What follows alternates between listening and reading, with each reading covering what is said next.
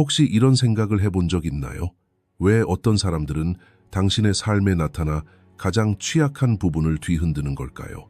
왜 어떤 만남은 평범하지 않고 깊은 상처를 남기고 밤잠을 설치게 하고 변화를 강요하는 걸까요? 칼 융에 따르면 이런 사람들은 우연히 나타나는 것이 아닙니다. 당신을 행복하게 해주려고 오는 것도 아니죠. 오히려 상처를 주는 경우가 많습니다. 진실은 어떤 사람들은 당신을 깨우치기 위해 삶에 나타난다는 것입니다. 그리고 이 깨달음은 종종 불편합니다. 칼 융은 삶의 흐름 속에서 흔히 볼 수 있는 평범한 만남과는 다른 내면 깊숙이 울림을 남기고 스스로를 직면하게 만드는 만남들이 있다고 말합니다. 이런 사람들은 당신을 위로하거나 당신의 존재를 인정하거나 당신을 현재 위치에 머물게 하려고 나타나는 것이 아닙니다. 오히려 오랫동안 외면해왔던 내면의 영역을 건드리는 것입니다. 융은 이런 만남을 운명이라고 단정짓기 전에 잠시 멈춰서 살펴보라고 조언합니다. 사람들은 종종 자신의 무의식이 연출한 상황 속에 있다는 사실을 깨닫지 못하기 때문입니다. 당신의 삶에 나타나는 이 사람들은 당신이 의식적으로 구축해온 정체성이 아니라 숨겨왔던 균열을 건드리는 것입니다. 그들과 대화할 때 불편함을 느끼거나 그들 앞에서 방어적인 태도를 취하거나 예상치 못한 반응을 보이는 것은 결코 우연이 아닙니다. 그들은 우리가 페르소나라고 부르는 사회적 가면 뒤에 숨어있는 진정한 자아와 접촉하기 때문입니다. 융의 정의에 따르면 페르소나는 사회적 기대에 부응하기 위해 우리가 만들어내는 역할이며 시간이 흐르면서 우리는 이 역할을 진정한 자아로 착각하기 시작합니다. 바로 그때 우리가 만나는 몇몇 사람들은 이 역할이 얼마나 취약한지 보여줍니다. 그들의 존재는 우리 안에 불안감을 조성하고 이 불안감은 설명할 수 없는 긴장감, 갑작스러운 분노 혹은 이유 없는 취약함으로 나타납니다. 융에 따르면 여기서 중요한 것은 상대방이 적이 아니라는 점입니다. 진짜 문제는 그들이 우리 내면의 억압된 영역을 건드린다는 것입니다. 따라서 왜 이 사람은 나에게 이토록 큰 영향을 미치는 걸까? 라는 질문은 생각보다 훨씬 더 중요합니다. 이 질문은 외부 세계에서 내면의 메커니즘으로 관심을 돌리게 해주기 때문입니다. 만남의 진정한 목적은 바로 여기에 있습니다. 그들은 당신이 누구인지 말해주는 것이 아니라 당신이 누구가 아닌지를 보여주는 것입니다.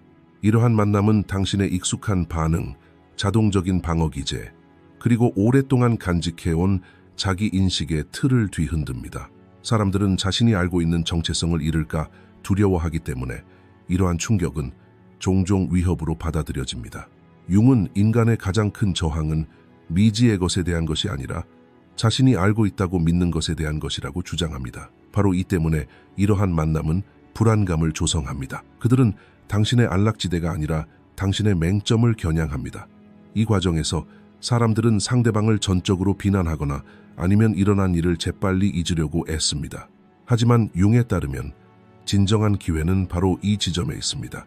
만약 당신이 이 만남을 단순히 외부적인 문제로만 보지 않는다면 내면 세계로 향하는 문이 열립니다. 이 문을 통과하려면 용기가 필요합니다. 왜냐하면 자기 자신을 솔직하게 마주하는 것이 가장 어려운 일이기 때문입니다. 그러나 융이 지적했듯이 진정한 성장은 이러한 대면 이후에 시작됩니다. 당신의 삶에 나타나는 사람들은 반드시 머물러야 하는 것은 아닙니다. 때로는 신호로, 때로는 거울로, 때로는 문턱으로 나타납니다. 그들의 역할은 당신을 해치려는 것이 아니라 당신을 일깨우는 것입니다. 이러한 각성은 당신이 오래된 자기 인식의 의문을 제기하고 자신에 대해 진실이라고 생각했던 것들을 재검토하게 만듭니다. 융의 관점에서 이것은 상실이 아니라 시작입니다. 왜냐하면 이러한 만남을 통해서만 사람은 자신의 내면 세계의 깊이를 깨닫고 진정한 자아를 향해 첫걸음을 내딛기 시작하기 때문입니다. 칼 융에 따르면 이러한 만남의 또 다른 중요한 측면은 개인이 스스로 구축해온 자기 서사를 뒤흔든다는 것입니다. 사람들은 오랜 세월에 걸쳐 이것이 바로 나다 라고 정의하는 정체성을 만들어가고 이 정체성에 대한 어떤 의문도 위협으로 인식합니다. 당신의 삶에 나타나 당신을 일깨워주는 사람들은 바로 이 지점에 개입합니다. 그들은 당신에게 힘을 준다고 믿는 서사, 당신이 가지고 있다고 믿는 방어 기제, 그리고 당신 자신에 대해 명확하다고 생각하는 판단들을 흐릿하게 만듭니다. 이러한 모호함은 인간의 마음이 확실성을 갈망하기 때문에 불안감을 유발합니다. 융이 지적한 심리적 긴장은 바로 여기서 발생합니다. 익숙한 것의 해체입니다. 이 해체는 공허감을 만들어내고 대부분의 사람들은 이 공허함을 즉시 채우고 싶어 합니다. 그러나 바로 이 공허함 속에서 내면의 변화가 시작됩니다. 낡은 정체성의 해체 없이는 새로운 자각이 나타날 수 없기 때문입니다. 이러한 만남은 또한 선택에 대한 책임감을 일깨워줍니다. 융은 개인의 성숙을 수동적인 수용이 아니라 의식적인 지향으로 봅니다.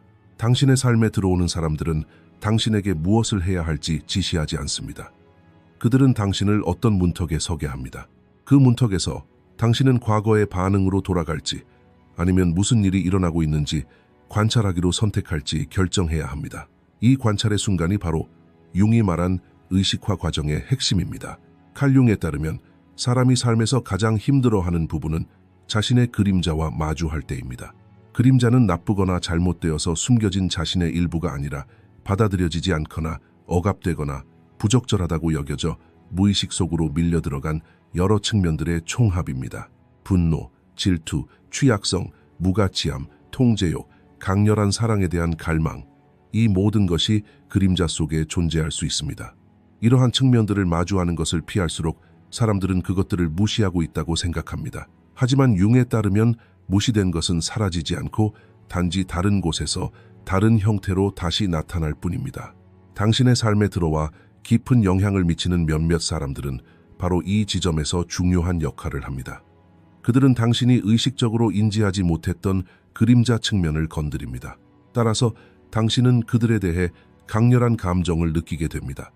지나치게 집착하거나 설명할 수 없는 불편함을 경험하기도 합니다. 이는 상대방이 당신 내면의 억압된 부분을 자극했기 때문입니다. 융은 이러한 상황을 투사라는 개념으로 설명합니다. 사람들은 자신이 받아들이기 어려운 자신의 모습을 타인에게 투영하고 그 투영으로 인해 갈등을 겪기 시작합니다. 그래서 도대체 무엇이 나를 이렇게 화나게 하는 걸까? 라는 질문을 던지게 되는 것입니다. 하지만 이 질문은 종종 잘못된 곳에서 제기됩니다. 진정한 질문은 이 사람은 나에게 무엇을 드러내는가? 입니다. 그림자를 마주하는 과정은 바로 이 지점에서 시작됩니다. 이 마주함은 위안이 되지 않습니다. 오히려 자신이 만들어 놓은 자아상을 뒤흔듭니다. 사람들은 스스로를 선하고 합리적이며 균형 잡힌 사람으로 보고 싶어 합니다. 그러나 그림자는 이러한 이미지를 깨뜨립니다. 융에 따르면 이러한 깨달음 없이는 개성화가 불가능합니다. 사람은 자신의 밝은 면만으로는 온전해질 수 없기 때문입니다. 억압된 것을 받아들이지 않는 한 내면의 긴장은 계속됩니다. 이 긴장은 반복되는 관계의 악순환, 충동적인 반응, 그리고 끝없는 불안감으로 나타납니다. 그림자를 마주하는 것은 이러한 악순환을 인식하는 것에서 시작됩니다. 다른 사람을 탓하는 대신 자신의 내면의 반응을 관찰하기로 선택할 때 중요한 전환점을 맞이하게 됩니다. 이것이 바로 융이 강조하는 자각입니다. 그림자를 없애려는 것이 아니라 의식의 영역으로 끌어올리는 것이 중요합니다. 그림자가 무의식 속에 있는 한 우리를 지배하지만 인식될 때 비로소 변화를 겪게 됩니다. 당신의 삶에 들어와 당신을 일깨워주는 사람들은 바로 이러한 변화를 비추는 거울과 같습니다.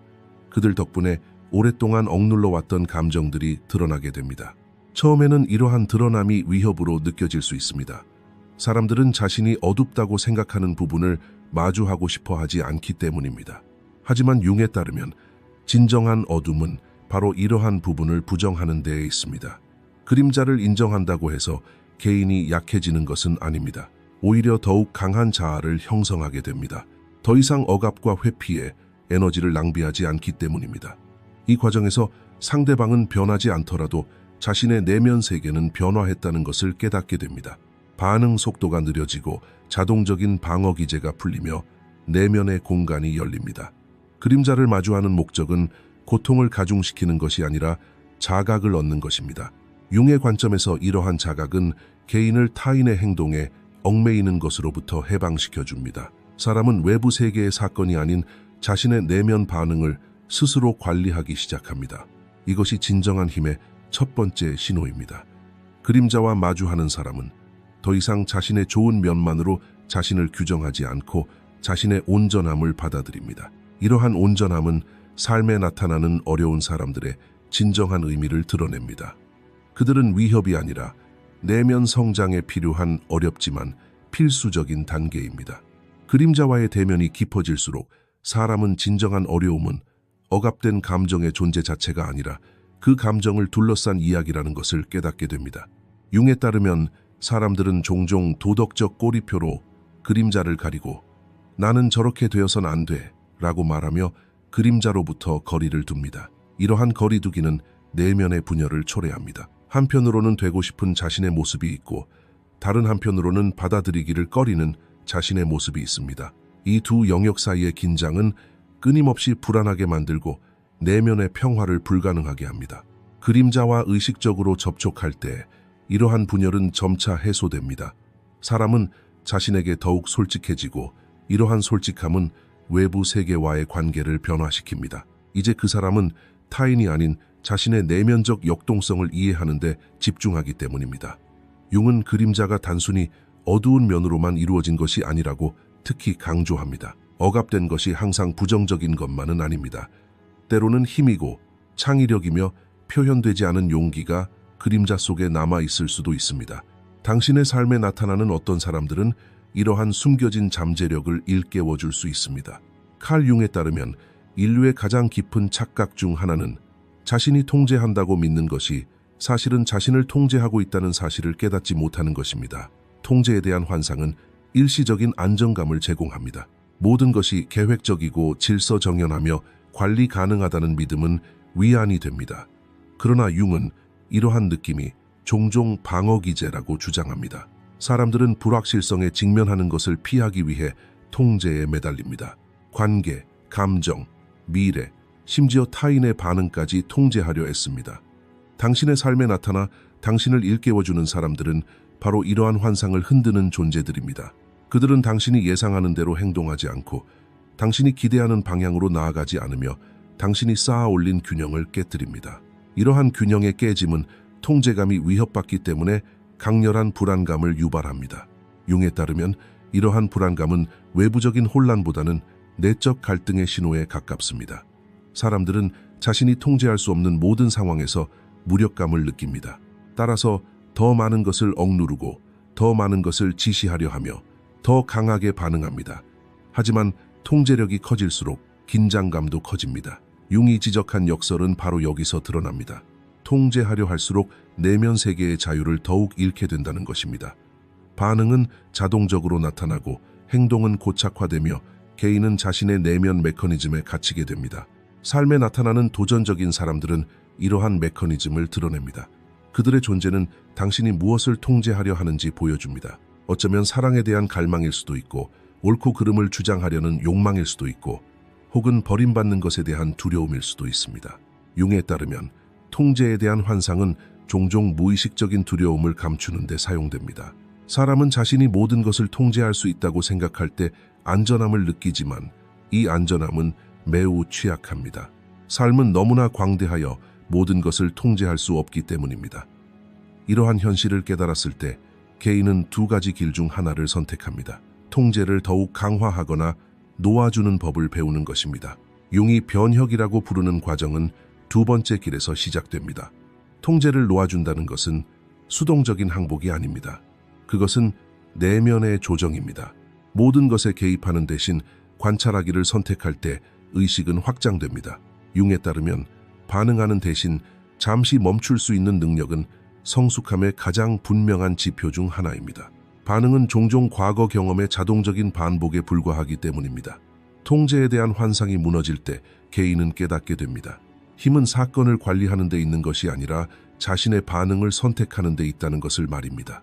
이러한 깨달음은 처음에는 불안감을 불러일으키고 취약함을 느끼게 합니다. 그러나 이러한 취약함은 융이 말한 창조적 공허함을 만들어냅니다. 이 공허함 속에서 새로운 형태의 관계, 새로운 자아인식, 그리고 더욱 유연한 내면 구조가 발달합니다. 당신의 삶에 들어와 당신을 일깨워주는 사람들은 바로 이 공허함을 열어주는 촉매제입니다. 그들 덕분에 우리는 끊임없이 통제하며 살아가는 것이 얼마나 지치는 일인지 깨닫게 됩니다.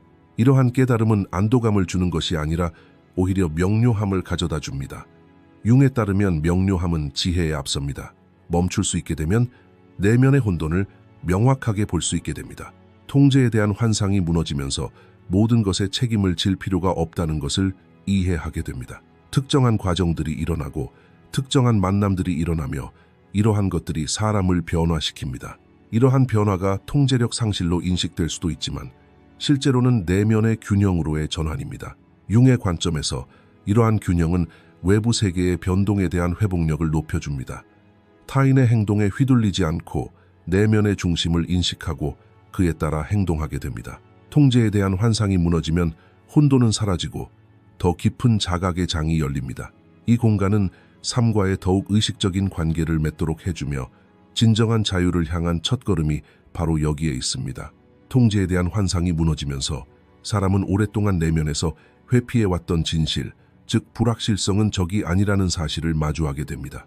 융에 따르면 사람의 영적 성장을 가로막는 것은 불확실성 그 자체가 아니라 불확실성에 대한 불관용입니다.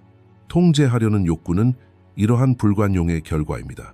사람은 모든 것을 예측할 수 있을 때 안전하다고 믿지만 삶의 흐름은 이러한 기대와 일치하지 않습니다.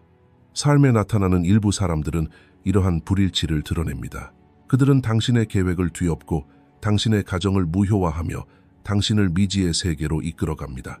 융에 따르면 이러한 대면은 처음에는 위협으로 느껴질 수 있지만 바로 이 지점에서 영혼은 확장되기 시작합니다. 미지의 세계와의 접촉은 자아의 경계를 넓히고 더욱 유연한 내면 구조를 만들어내기 때문입니다. 이 과정에서 사람은 통제가 종종 두려움의 언어를 사용한다는 것을 깨닫게 됩니다. 통제하려는 마음은 끊임없이 시나리오를 만들어내고 잠재적 위험을 과장하며 과거의 경험을 미래로 끌어들입니다. 융은 이러한 정신활동이 무의식적인 불안감과 밀접하게 관련되어 있다고 주장합니다. 통제에 대한 환상이 사라지면서 이러한 내면의 목소리는 더욱 분명해집니다. 사람은 내면의 목소리를 억누르려 하기보다는 귀 기울이는 법을 배울 때 중요한 전환점을 맞이합니다. 이러한 경청을 통해 억압된 두려움과 욕구를 인식할 수 있기 때문입니다. 칼 융에 따르면 고통은 삶에서 발생하는 실수나 제거해야 할 결함이 아니라 무의식으로부터 오는 강력한 메시지입니다. 사람들은 흔히 고통을 개인적인 실패로 인식하고 가능한 한 빨리 없애버리려 합니다. 그러나 융은 이러한 접근 방식이 고통을 더욱 심화시킬 뿐이라고 주장합니다. 고통은 억누를 때가 아니라 귀 기울일 때 비로소 그 의미를 드러내기 때문입니다. 당신의 삶에 나타나 당신을 일깨우는 사람들은 종종 고통을 통해 이야기합니다. 그들의 말, 행동 혹은 부재는 당신 내면의 무언가를 뒤흔듭니다. 이 흔들림은 단지 상대방에 대한 것만이 아닙니다. 그것은 당신 내면 세계에 오랫동안 억눌려 있던 긴장을 가시화합니다. 융에 따르면 고통은 영혼이 주의를 환기시키는 방식입니다. 고통은 더 이상 현재와 같은 상태가 지속될 수 없음을 알립니다. 따라서 고통스러운 만남은 종종 끝으로 인식되지만 심리적 차원에서 전환을 의미합니다. 이러한 전환을 거부하면 고통은 길어지고 받아들이면 변화를 위한 토대가 마련됩니다. 고통이 전하는 메시지는 대개 이것입니다. 지금까지 당신이 구축해온 자아 구조는 더 이상 당신을 보호하지 못한다는 것입니다. 익숙한 방어 기제, 자동적인 반응, 그리고 자기 대화는 제 기능을 잃었습니다. 융은 사람이 고통에 직면했을 때 두 가지 경향을 보인다고 말합니다. 하나는 고통을 완전히 외부로 돌리고 상대방에게 책임을 전가하는 것이고 다른 하나는 고통을 억누르고 강한 척하는 것입니다. 두 경우 모두 고통의 메시지는 전달되지 않습니다. 하지만 고통은 가해자를 찾는 것이 아니라 관심을 요구합니다. 삶에 나타나는 도전적인 사람들은 이러한 관심을 내면으로 돌리는 계기가 됩니다. 그들을 통해 사람은 무엇을 잃을까 두려워하는지, 무엇에 집착하는지, 그리고 어떤 욕구가 충족되지 않고 있는지를 깨닫기 시작합니다. 여기서 고통은 적이 아니라 스승으로 작용합니다. 융의 관점에서 이 스승은 가혹하지만 정직합니다. 고통의 근원을 들여다보면 자신이 스스로의 경계를 침범했거나 자신의 욕구를 끊임없이 미뤄왔다는 사실을 깨닫게 되는 경우가 많습니다. 이러한 깨달음은 불편할 수 있습니다. 왜냐하면 자신을 피해자로 보는 시각에서 벗어나야 하기 때문입니다. 하지만 융에 따르면 이러한 내려놓음은 개성화 과정에서 중요한 단계입니다. 고통이라는 메시지를 받았을 때 사람은 단순히 운명이나 불운으로 치부하지 않습니다. 오히려 그 경험이 내면 세계에 어떤 문을 열어주는지 관찰합니다. 이러한 관찰이 고통의 강도를 즉시 줄여주지는 않지만 고통의 의미를 부여합니다. 의미를 얻은 고통은 사람을 디보스트하지 않습니다. 융은 의미 없는 고통은 영혼을 산산조각낸다고 말했습니다. 따라서 고통이 전하는 메시지를 인식하게 되면 사람은 스스로에게 다른 질문을 던지기 시작합니다. 왜 나는 이토록 고통스러웠을까? 라는 질문은 이 고통은 내게 무엇을 보여주고 있는가?로 바뀝니다. 바로 이 변화에서 고통의 변혁적인 힘이 시작됩니다. 당신의 삶에 나타나 당신을 일깨우는 사람들은 바로 이러한 질문을 던지게 하는 사람들입니다.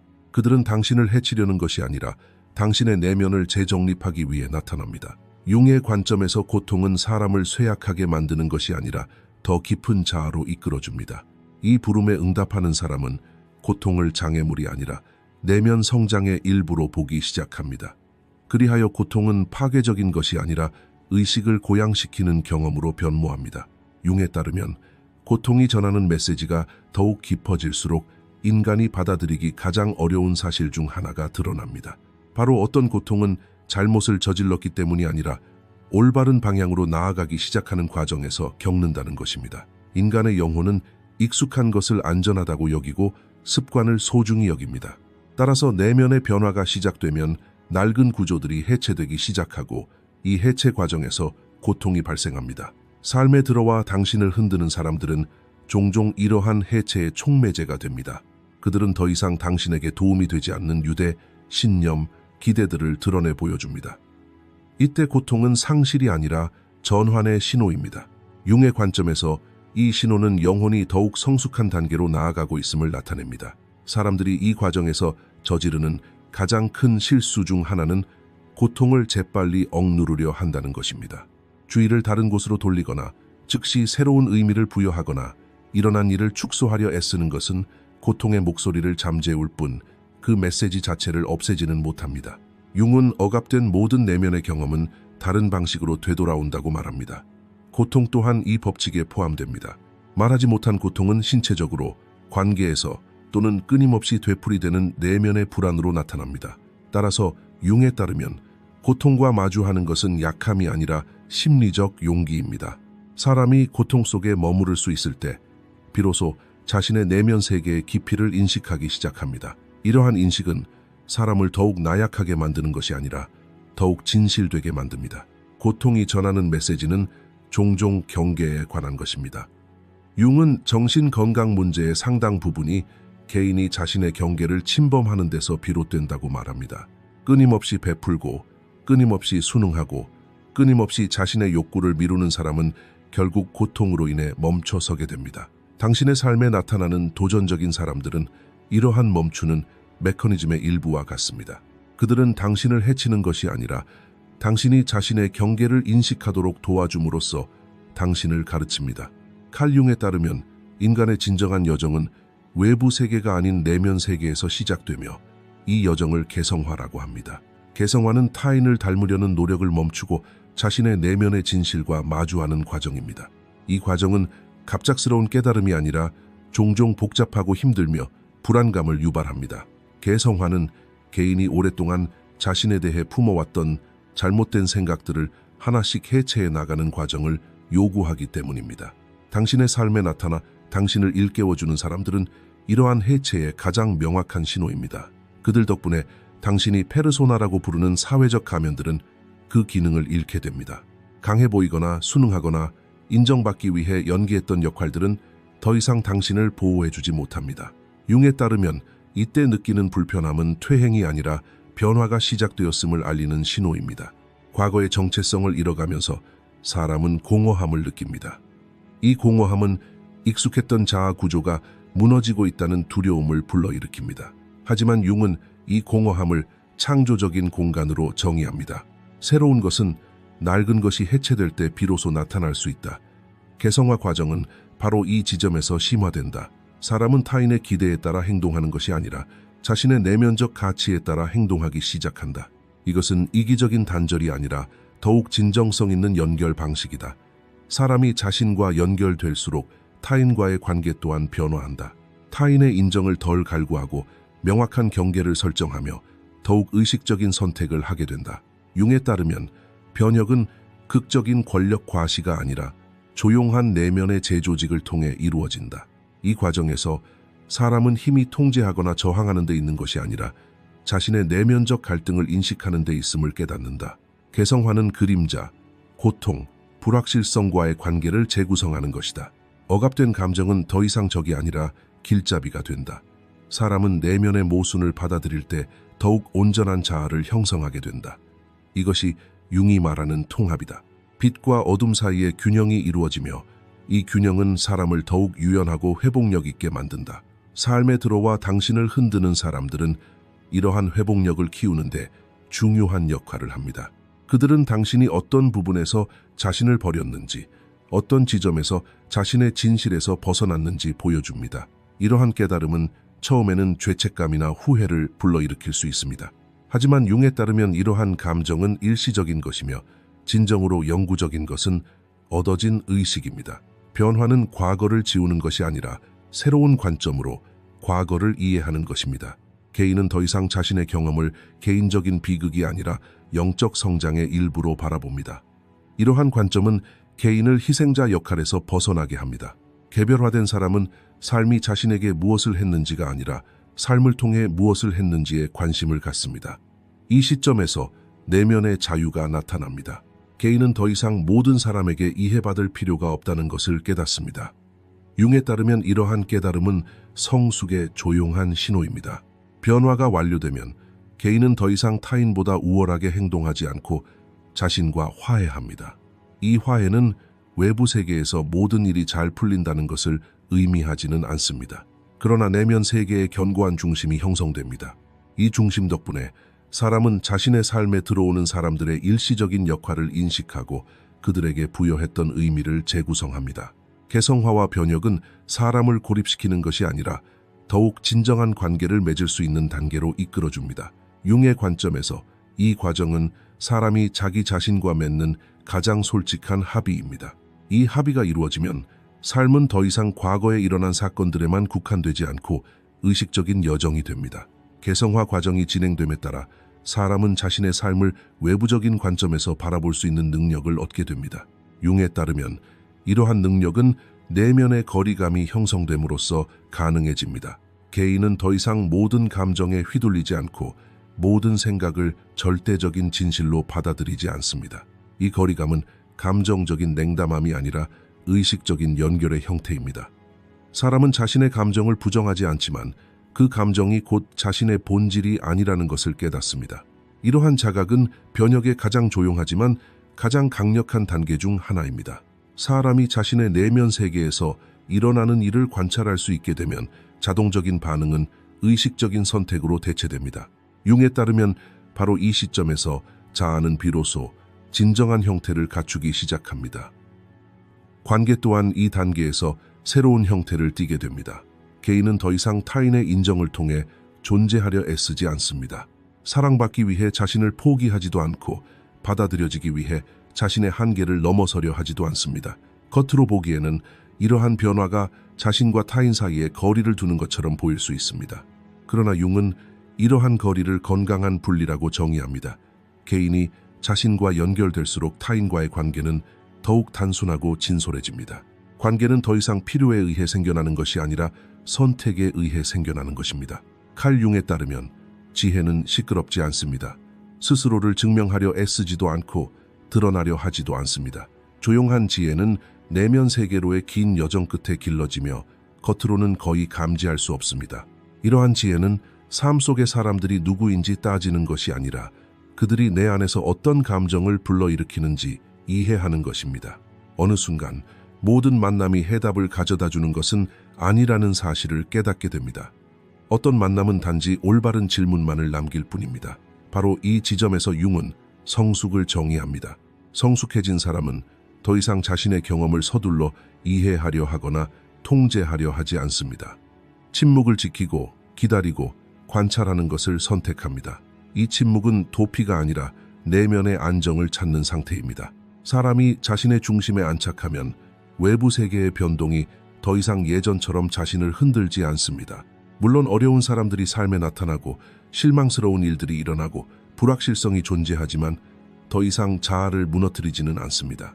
융에 따르면 이러한 회복력은 경직되는 것이 아니라 유연성에서 비롯됩니다. 고요한 지혜는 자기 자신에게 솔직할 때 생겨납니다.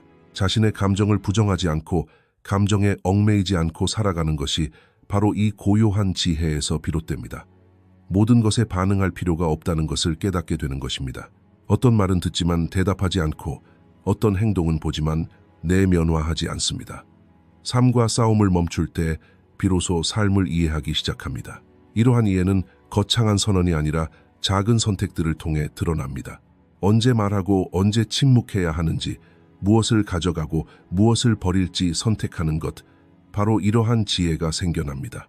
고요한 지혜는 사람을 고양시키는 것이 아니라 단순하게 만듭니다. 이러한 단순함을 통해 사람은 삶에 들어오는 사람들의 역할을 과장하지 않고 떠나간 사람들 때문에 자신을 잃지 않습니다. 내면의 중심에 의지하는 법을 배우면 외부 세계의 사건들은 의미를 잃는 것이 아니라 단지 자신을 지배하는 힘을 잃게 됩니다. 융에 따르면 이것이 진정한 자유입니다. 고요하고 겸손하며 심오한 자유 말입니다. 이 경지에 이른 사람에게 삶은 더 이상 전쟁터가 아니라 의식적인 경험이 됩니다. 그리고 이 경험은 침묵의 지혜를 통해 이루어집니다. 침묵의 지혜가 깊어질수록 사람은 모든 것이 즉시 명확할 필요가 없다는 것을 깨닫게 됩니다. 융에 따르면 이러한 필요성은 젊은 자아의 조급함입니다. 성숙한 마음은 어떤 질문들을 오랫동안 열린 상태로 둘 수 있게 합니다. 이러한 열린 마음은 정신적인 혼란이 아니라 영적인 폭넓음입니다. 모든 불확실성을 위협으로 여기는 것을 멈추면 내면 세계에 새로운 평온함이 찾아옵니다. 이 평온함은 외부 환경의 개선에서 오는 것이 아니라 내면의 기대가 단순화된 데서 비롯됩니다. 삶은 더 이상 끊임없이 해결해야 할 문제로 인식되지 않습니다. 어떤 경험은 생생하게 살아가고 어떤 경험은 시간이 흐르면서 그 의미가 드러납니다. 융이 말한 지혜는 바로 이러한 시간을 신뢰하는 능력입니다. 이 단계에 이르면 사람은 끊임없이 자신을 설명해야 한다는 필요성에서도 해방됩니다. 모든 사람에게 자신의 감정을 말하거나 모든 결정을 옹호할 필요가 없다는 것을 알게 됩니다. 침묵의 지혜는 외부의 인정보다 내면의 확신을 우선시함으로써 더욱 강화됩니다. 융에 따르면 이는 자아 성숙의 중요한 징표입니다. 사람은 더 이상 이전처럼 오해받는 것을 두려워하지 않는데 이는 자신의 내면적 실체를 인식하기 때문입니다. 이러한 인식은 관계에서 더욱 명확한 입장을 취할 수 있도록 해줍니다. 그 사람은 자신을 강요하지도 않고 그렇다고 사라지지도 않습니다. 그의 존재는 조용하지만 견고합니다. 이 견고함은 삶에 들어오는 사람들의 영향력과 균형을 이룹니다. 그들을 지나치게 이상화하지도 완전히 폄하하지도 않습니다. 모든 만남을 있는 그대로 받아들일 수 있는 능력은 침묵의 지혜의 또 다른 측면입니다. 시간이 흐르면서 삶은 끊임없이 무언가를 증명해야 하는 무대가 아니라는 것을 진심으로 깨닫게 됩니다. 융이 이해하는 성숙함에서 성공은 외적인 기준이 아니라 내면의 조화로 판단됩니다. 침묵의 지혜는 이러한 조화가 일상생활에 반영된 것입니다. 사람은 말을 줄이고 더 많이 느끼고 덜 간섭하고 더 많이 관찰합니다.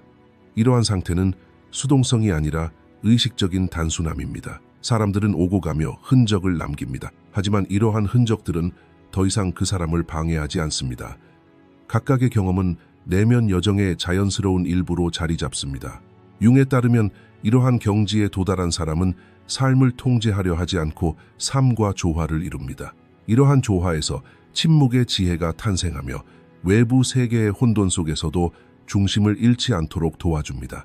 이것으로 영상을 마치겠습니다. 더 많은 콘텐츠를 보시려면 저희 채널을 구독해주세요. 재정적으로 후원하고 싶으시다면 가입 버튼을 통해 멤버십에 가입하실 수 있습니다. 감사합니다.